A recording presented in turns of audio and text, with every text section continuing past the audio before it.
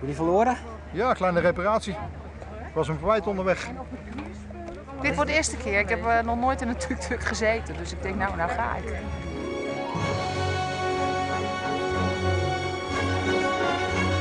Ze skeuren maar een gong van zo'n 50 kilometer in de uur over de dik.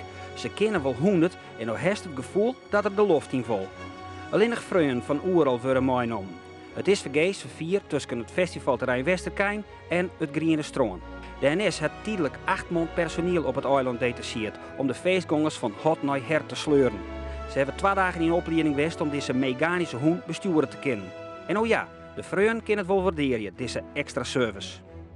Speciaal voor het Oeral Festival zijn we daarvoor gevraagd om dat te gaan doen. En, nou goed, we hebben een hele dag opleiding voor praktijk en theorie gedaan. En ja, goed, met als resultaat dat we hier nu dus een hele week met 10 collega's in totaal rondrijden. Het ritje was goed. Ja? Ja. Ja, hier keer wat de eerste keer was, hè? Ja, natuurlijk.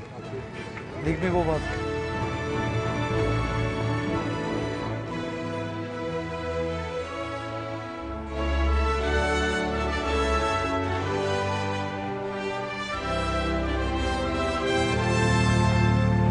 Nou, en hoe bevoel dit? Best een beetje winderig, maar verder prima. Nou, lukt het allemaal? Ja. Oké, geweldig. Kijk, Kijk, ja.